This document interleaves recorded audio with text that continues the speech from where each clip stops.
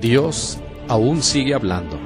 Semana a semana, con Monseñor Felipe Arizmendi Esquivel, obispo de San Cristóbal de las Casas, Chiapas. Reflexionemos juntos con temas de actualidad a la luz del Evangelio y de la doctrina social de la Iglesia. Semana a semana, con Monseñor Felipe Arizmendi.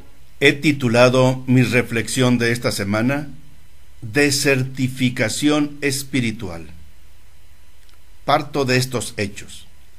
Con una visión muy realista, el Papa Benedicto XVI, en ocasión del reciente Sínodo de los Obispos y la apertura del Año de la Fe, describió de esta manera algunas situaciones del mundo actual. Cito textualmente: en estos decenios, dice el Papa, ha aumentado la desertificación espiritual. Si ya en tiempos del concilio se podía saber, por algunas trágicas páginas de la historia, lo que podía significar una vida, un mundo sin Dios, ahora lamentablemente lo vemos cada día a nuestro alrededor. Se ha difundido el vacío, dice el Papa. Dijo que muchos, textualmente, viven en regiones de antigua evangelización, donde la luz de la fe se ha debilitado y se han alejado de Dios. Ya no lo consideran importante para la vida. Son personas que por eso han perdido una gran riqueza. Desde los años 50, dice el Papa, del siglo pasado, se vio evidente que también los países de antigua tradición cristiana se habían vuelto, como se suele decir, tierra de misión. Hasta aquí lo que dijo textualmente el Papa. Esto, que se podría aplicar a Europa, refleja también lo que va pasando entre nosotros.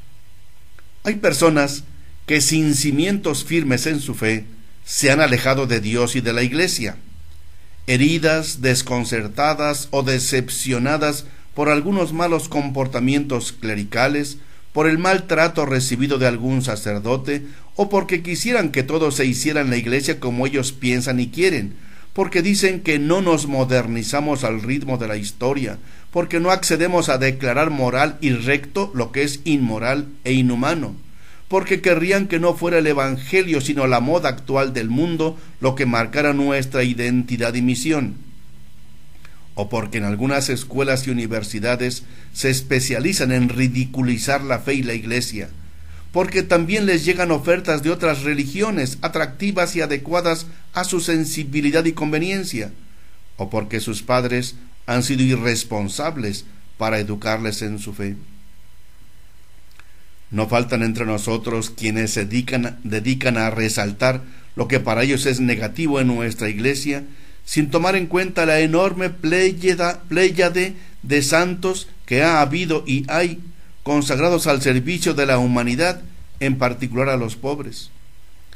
Su fama y su éxito económico de estos adversarios de la Iglesia la hacen consistir su fama en ser críticos permanentes de la institución eclesial, sin conocer ni valorar la entrega sencilla, diaria y sacrificada de miles y miles de sacerdotes, religiosas, misioneros, obispos, catequistas y diáconos que desgastan su vida atendiendo pastoralmente a las comunidades en medio de grandes limitaciones económicas y materiales. Son héroes anónimos, reconocidos y amados por el pueblo, que son una encarnación del amor misericordioso de Dios. ¿Qué pensar de estos hechos?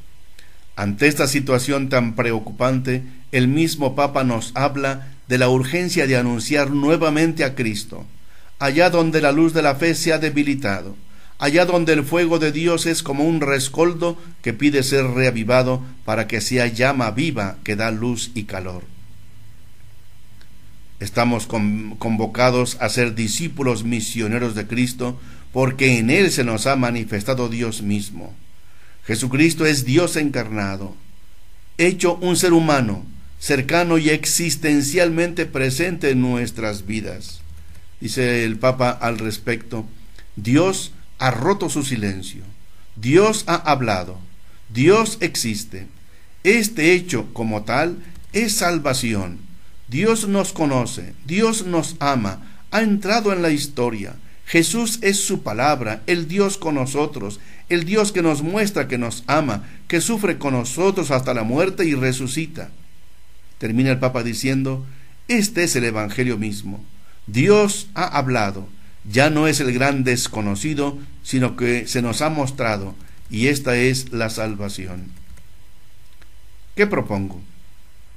Padres de familia, acerquen a sus hijos a los sacramentos y a las catequesis necesarias, que participen en grupos juveniles. Con el buen ejemplo de ustedes y sus oportunos consejos, tendrán un camino para estar cerca de Dios, y así no se enredarán en los lazos de la droga, de la delincuencia y del desorden.